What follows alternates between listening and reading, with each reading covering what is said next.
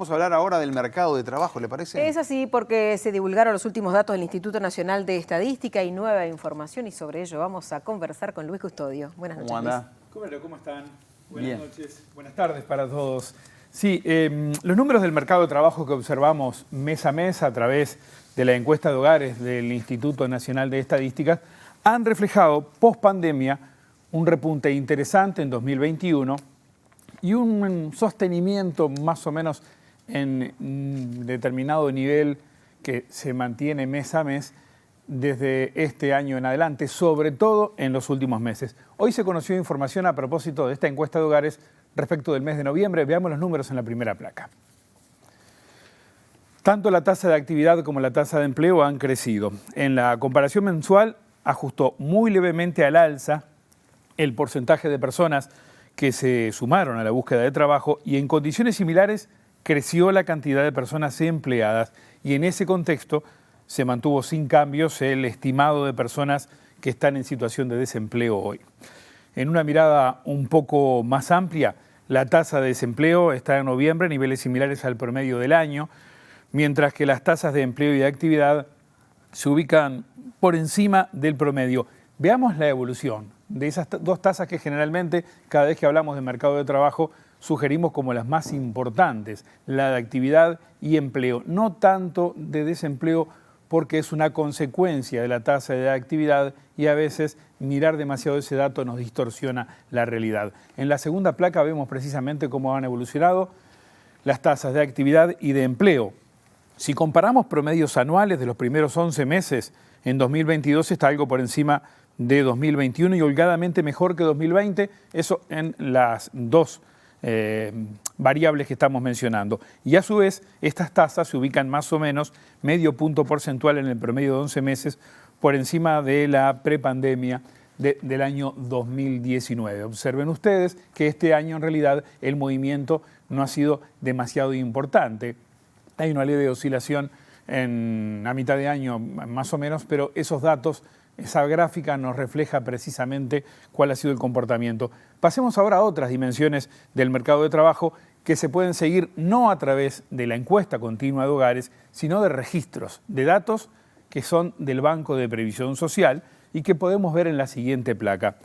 Esto nos permite visualizar los puestos de trabajo cotizantes en la Seguridad Social, que no es lo mismo que personas, puestos dijimos, porque puede haber quienes tengan más de un empleo.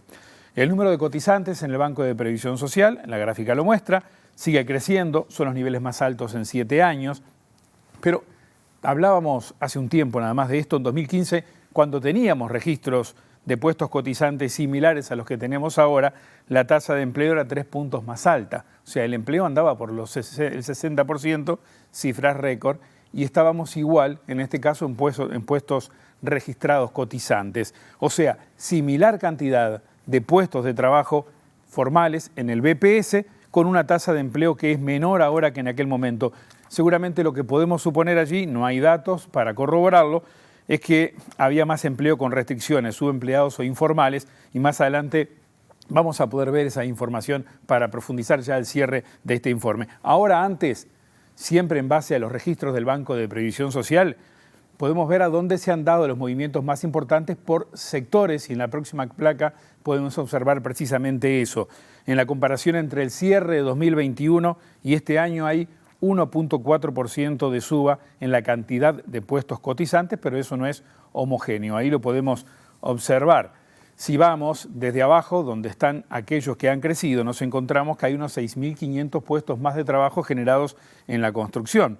También la comunicación e información, ese sector crece en más de 3.000 personas, recreación, alojamiento y restaurantes, actividades administrativas, el comercio cerca de 1.000 personas más, algo así como 1.200 personas en la industria manufacturera. No hay crecimiento prácticamente, que el movimiento es neutro en el agro y la enseñanza, y después tenemos sectores que han ido decreciendo en la cantidad de trabajadores si comparamos el cierre del año pasado con este mes de noviembre, hasta donde alcanzan los registros del Banco de Previsión Social, coincidentemente con la encuesta continua de hogares del Instituto Nacional de Estadísticas.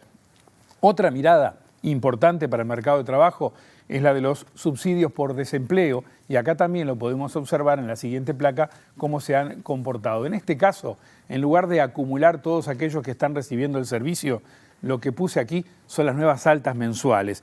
Un pico fuerte en pandemia, una baja desde enero de este año con oscilaciones a niveles a los que nos encontraríamos entre 2016 y 2019 previo a la pandemia. La gráfica muestra la evolución de las altas mensuales, como decíamos, no todos los que gozan de subsidio cada mes. Se ven oscilaciones a la baja y al alza en cada medición, otras veces hemos mirado años móviles para evitar esa volatilidad, y también en el conjunto de beneficiarios. Son bajos los registros, y si tomáramos los totales de beneficiarios, veríamos que las cifras en promedio 11 meses son mejores que en 2021 y 2020, pero levemente por debajo de 2019. Y una última placa por hoy, la informalidad. Hablábamos recién, cuando hacía referencia a los registros y esa diferencia entre un comportamiento de cotizantes en el BPS que no calza totalmente con la tasa de empleo. Tenemos que avanzar en este tema observando fundamentalmente cómo baja con el tiempo la tasa de no registro al Banco de Previsión Social. Esto no es informalidad en conjunto. Acá lo que estamos viendo es una pata de la informalidad, porque esta se compone también, además del no registro en el Banco de Previsión Social, por el subempleo, o sea, cuando trabajamos menos cantidad de horas de las que estamos dispuestos y necesitamos hacer. Tomando solo no registro, que lo que vemos en la gráfica, la baja es importante, ya lo venía haciendo, como podían observar ustedes, desde hace muchos años, y ahora, más allá de las alteraciones de la pandemia, lo sigue haciendo. Lo que se puede intuir acá, en definitiva, sobre este comportamiento, porque no hay referencias concretas, con esa tasa de empleo medianamente similar, comparando 2015 con 2022, pero con más cantidad de cotizantes y menos no registro. Bueno, podemos pensar allí que lo que hay es más formales en la economía uruguaya y que en la medida que bajó el desempleo, lo que fue decreciendo el no registro y esa gente pasándose a la formalidad.